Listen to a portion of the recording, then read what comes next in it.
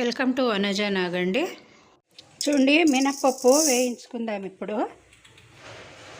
2 స్పూన్లు మినపప్పు తీసుకున్నాను. 1 స్పూను ధనియాలు, సగం స్పూను జీలకర్ర అండి. ఇవి వేయించుకుందాం ఫస్ట్. ఇది బాగా చిట్చిట్లాడుతుంది కదండి. కొంచెం దోరగా అయితే చాలండి, ఎక్కువ మార్చుకోకూడదు. మంట తక్కువ పెట్టుకుని మనము చేసుకోవాలి. ఇలా కలిపెడుతూనే ఉండాలండి. కలిపెట్టకపోతే ఓ సైడ్ మాడిపోయి ఓ సైడు వేగి అలా అవుతుంది కదండి. అందుకని కలుపుతూ చేసుకోవాలి. కమ్మగా వాసన వస్తూ ఉందండి ఇది వేగిన దానికి. ఇది వేరే పాత్రలకి వేసేస్తున్నాను. బాగా వేగింది ఇది. కొబ్బరి వేసి వేయించుకుందామండి.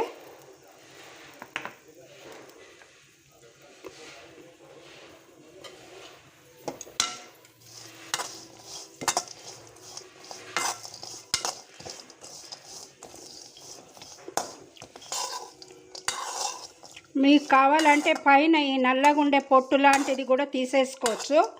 లేకపోయినా ఏం ప్రాబ్లం లేదండి, బాగానే ఉంటుంది. ఎక్కువ మార్చుకోకూడదండి, కొబ్బరి కూడా తొందరగా మాడుకొస్తుంది. కొంచెం చూసి వేయించుకోవాలి. మీరు తురుముకునైనా వేయచ్చు, లేదా ఇలాగైనా వేయచ్చండి. అంటే తురుముకుంటే కొంచెం తొందరగా వేగిపోతుంది. ఇప్పుడు కొంచెం టైం తీసుకుంటుందండి ఇది. అంటే పలచగానే తరిగినాను నేను. ఎక్కువ లావు ముక్కలు అయితే ముక్కలే ఉండిపోతుంది కదండి పచ్చడిలోన. అందుకని మీకు అర్థమై ఉంటుంది. ఇప్పుడు చేస్తున్నది మనము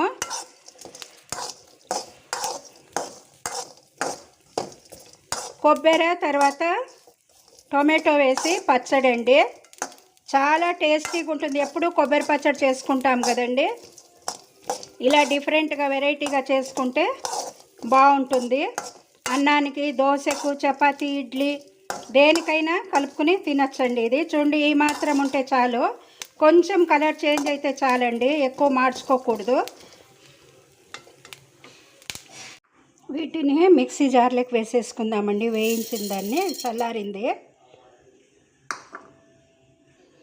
ఇది ఫస్ట్ మిక్సీ పట్టుకుందాము.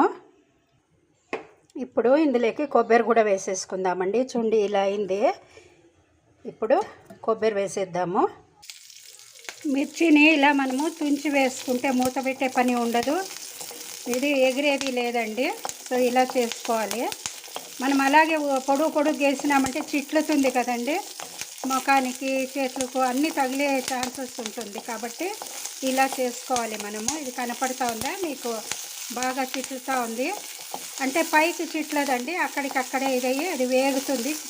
కొద్దిగా 1/2 స్పూన్ అంత నూనె వేసాండి దీనికి. ఇప్పుడు దీంతో పాటు మనము టొమాటో కూడా వేసుకుని వాడ్చుకుందాము.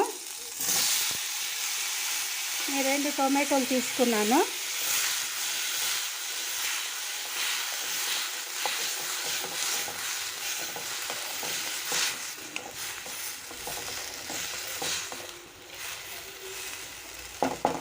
ఇది మగ్గనియండి, కాసేపు మూత పెడదాము.